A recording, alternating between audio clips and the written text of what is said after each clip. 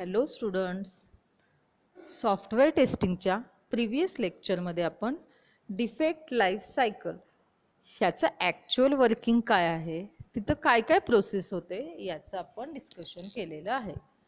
ह्या लाईफ सायकलमध्ये टोटल किती स्टेट्स आहेत, म्हणजेच त्या डिफेक्टची करंट कंडिशन काय आहे ते म्हणजे काय असणार आहे स्टेटस. मग डिफरंट टाईप्सचे स्टेटस कधी असाइन केले जातात त्याचा आपण डिटेल्डमध्ये स्टडी केलेला आहे प्रिव्हियस लेक्चरला. तर आजच्या लेक्चरमध्ये आपण नेक्स्ट पॉईंट कव्हर करणार आहोत, तो आहे estimate expected impact of a defect. तर एक्झाममध्ये तुम्हाला याच्यावर 4 मार्क्ससाठी क्वेश्चन विचारला जातो. ओके, डिफेक्ट इम्पॅक्ट म्हणजे काय? It means problem which may arise when an application with defect is executed. Defect impact म्हणजे काय? असा प्रॉब्लेम क्रिएट होतो जेव्हा एखादं ॲप्लिकेशन डिफेक्ट असून विथ डिफेक्ट काय होतं, एक्झिक्यूट होतं, रन होतं. अशावेळी जो प्रॉब्लेम क्रिएट होतो त्याला काय म्हणतात, डिफेक्ट इम्पॅक्ट. सो डिफेक्ट इम्पॅक्टची डेफिनेशन काय सांगणार तुम्ही? It means problem which may arise when an application with defect is executed. म्हणजे एखादं ॲप्लिकेशन विथ डिफेक्ट काय केलं जातं, एक्झिक्यूट केलं जातं. अशावेळी जो प्रॉब्लेम अराइज होतो that is nothing but defect impact. लक्षात येते का? Okay. Once the critical risk are identified, the financial impact of each risk should be estimated. एकदा जर का सिस्टीममध्ये असणाऱ्या ज्या काही नंबर ऑफ रिस्क असणार आहेत त्या आयडेंटिफाय केल्यानंतर त्याच्यामध्ये जी क्रिटिकल रिस्क असणार आहे ती आपण आयडेंटिफाय करू शकतो. आणि ती जी आयडेंटिफाय केलेली क्रिटिकल रिस्क आहे त्यामुळे काय होतं, त्याचा जो काही फायनान्शियल इम्पॅक्ट असणार आहे प्रत्येक रिस्क सोबत तो काय करू शकतो, आपण एस्टिमेट करू शकतो, आयडेंटिफाय करू शकतो. Okay, so this can be done by assessing the impact. हे कसं होऊ शकतं, जो काही इम्पॅक्ट असणार आहे तो असेस केल्यानंतर होऊ शकतो. ओके, इन डॉलर्स फॉर्ममध्ये. तर the product of these two numbers is the expected impact of the risk. Okay, दोघांचा प्रोडक्ट ह्या दोन नंबर्सचा मल्टिप्लिकेशन केल्यानंतर आपल्याला काय मिळतं, त्या रिस्कचा एक्सपेक्टेड इम्पॅक्ट. आता त्या दोघांचा मल्टिप्लिकेशन केल्यानंतर त्या दोन नंबर्सचं प्रोडक्ट केल्यानंतर मग त्या दोन नंबर्सचा म्हणजे कोणाचा, पी इंटू आय. आता पी म्हणजे काय, तर probability of the risk becoming a problem. Probability of the risk becoming a problem त्याचा, आणि impact in dollars if the risk become a problem. आणखीन कोणाचा, आयचा. आय म्हणजे कोण, impact in dollars if the risk becomes a problem. म्हणजे P आणि I ह्या दोघांचं मल्टिप्लिकेशन केल्यानंतर आपल्याला एक्सपेक्टेड इम्पॅक्ट मिळतो.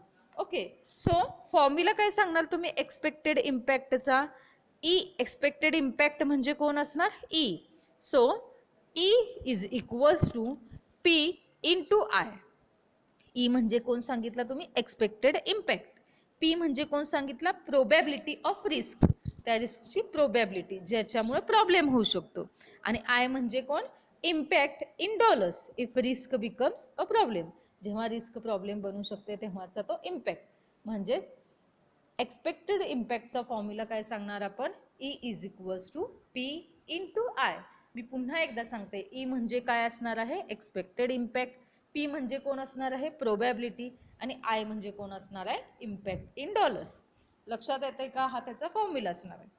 Once the expected impact of each risk is identified, the risk should be prioritised by the expected impact and degree to which the expected impact can be reduced. म्हणजेच काय, प्रत्येक रिस्कचा जर expected impact एकदा identified केला तर ती जी काही रिस्क असणार आहे ती काय केली जाते, प्रायोरिटाइज्ड केली जाते बाय एक्सपेक्टेड इम्पॅक्ट. एक्सपेक्टेड इम्पॅक्टकडून काय केली जाते, प्रायोरिटाइज्ड केली जाते. आणि degree to which the expected impact असणार आहे तो काय केला जातो, रिड्यूस केला जातो. एक्सपेक्टेड इम्पॅक्टची जी काही डिग्री असणार आहे ती रिड्यूस केली जाते. आणखीन काय केलं जातं याच्यामध्ये, जी काही रिस्क असणार आहे ती एक्सपेक्टेड इम्पॅक्टकडून प्रायोरिटाइज्ड केली जाते. लक्षात येतंय का? Okay. Next,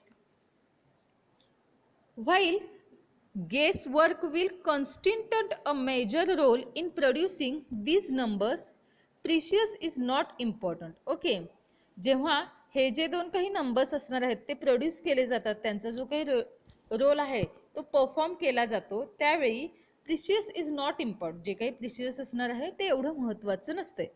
what will be important is to identify the risk and determine the risk order of magnitude.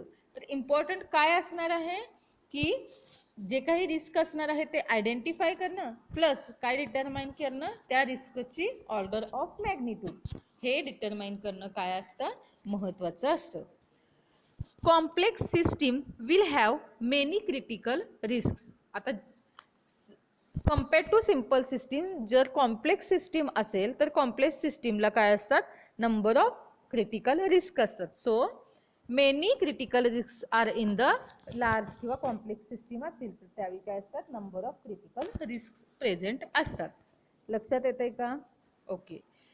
Whatever can be done to reduce the probability of each individual critical risk becoming a problem should be done.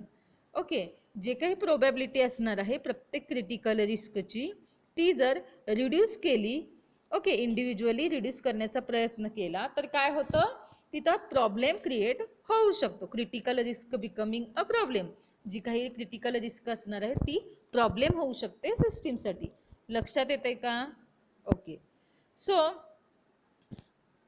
One of the more effective methods for estimating the expected impact of a risk is annual loss expectations formula.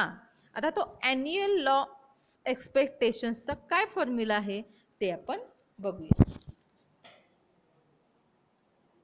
Okay, so आता annual loss expectations चा काय formula असणार आहे तर त्याच्याबद्दल आपण discussion खाली करूया. फर्स्ट असणार आहे the occurrence of a risk can be called an event. त्याच्यामध्ये काय काय असणार आहे लक्षात घ्या. Include the occurrence of a risk can be called an event. रिस्कमध्ये जे काही ऑकरन्स होतात त्याला काय म्हटलं जातं, इव्हेंट. नेक्स्ट असणार आहे loss per event can be defined as the average loss for a sample of event. Okay, loss per event हे कसं डिफाईन केलं जातं, average loss for sample of events. लक्षात येते. The formula states that the ALE म्हणजे काय, annual loss expectations. ALE म्हणजे काय, ॲन्युअल लॉस एक्सपेक्टेशन्स. ह्याचा फॉर्म्युला कसा स्टेट केला जातो तर ALE is equals to the loss per event multiplied by the number of events. ALEचा फॉर्म्युला कसा फॉर्म केला जातोय, loss per event is multiplied by number of events. प्रत्येक इव्हेंटला जेवढा लॉस होतो तो into number of events. Okay, हा झाला formula of ALE. So for the annual calculation the number of events should be the number of events per year. लक्षात येते का? ॲन्युअल कॅल्क्युलेशन करण्यासाठी कसं केलं जातं, number of events should be number of events per year. Okay, so this is all about nothing but estimate expected impact of a defect. लक्षात येते का? एक्झाम मध्ये याच्यावर 4 मार्क्ससाठी क्वेश्चन विचारला जातो. पुन्हा एकदा सांगते, एस्टिमेट एक्सपेक्टेड इम्पॅक्ट म्हणजेच काय तर डिफेक्ट इम्पॅक्ट म्हणजेच problem which may arise when an application with defect is executed. Problem create होतो, कधी क्रिएट होतो, जेव्हा एखादा ॲप्लिकेशन विथ डिफेक्ट एक्झिक्यूट केलं जातं किंवा रन केलं जातं. ओके, एकदा जर का क्रिटिकल रिस्क आपण आयडेंटिफाय केली, ओके, एकदा जर का क्रिटिकल रिस्क आपण आयडेंटिफाय केली तर financial impact of each risk should be estimated. प्रत्येक रिस्कचा जो काही फायनान्शियल इम्पॅक्ट असणार आहे तो आपण काय करू शकतो, एस्टिमेट करू शकतो. Okay, so this can be done by assessing the impact in dollars. आणि हे आपण कसं करू शकतो, तो जो काही इम्पॅक्ट असणार आहे तो इन डॉलर्समध्ये असेस करून. Okay. If the risk does become a problem, जर ती जी काही रिस्क असणार आहे ती प्रॉब्लेम बनली तर ते काय केले जाते, कंबाईंड केलं जातं. कोणासोबत, तर प्रोबॅबिलिटी सोबत. लक्षात येते का? जर आपण हा जो काही इम्पॅक्ट असणार आहे इन डॉलरमध्ये तो असेस केला तर ती जी काही रिस्क असणार आहे ती प्रॉब्लेम होते, कोणासोबत कंबाईंड होते त्यावेळी, ती प्रोबॅबिलिटी सोबत, that the risk will become a problem. त्यामुळे ती रिस्क काय होऊ शकते, प्रॉब्लेम बनू शकते.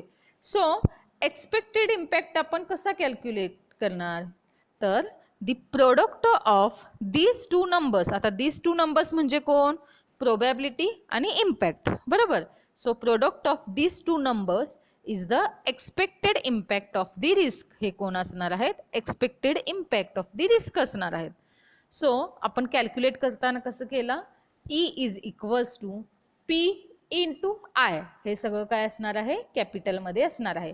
ई म्हणजे एक्सपेक्टेड इम्पॅक्ट, पी म्हणजे probability of risk becoming a problem, आणि आय म्हणजे impact in dollars if risk becomes a problem. लक्षात येते का? सो एकदा जर का हा इम्पॅक्ट, एक्सपेक्टेड इम्पॅक्ट प्रत्येक रिस्कचा आयडेंटिफाय केला, एकदा जर का प्रत्येक रिस्कचा एक्सपेक्टेड इम्पॅक्ट आयडेंटिफाय केला तर ही जी काही रिस्क असणार आहे ती काय केली जाते, प्रायोरिटाइज्ड केली जाते. कोणाकडून, तर एक्सपेक्टेड इम्पॅक्टकडून. आणखीन काय होतं, जे काही एक्सपेक्टेड इम्पॅक्टचं डिग्री असणार आहे ती डिग्री काय केली जाते, रिड्यूस केली जाते. Degree to which expected impact काय केला जातो, अशा डिग्रीला काय होतं, एक्सपेक्टेड इम्पॅक्ट रिड्यूस केला जातो. ओके. सो आजच्या लेक्चरमध्ये आपण इथपर्यंत थांबूया. थँक्यू.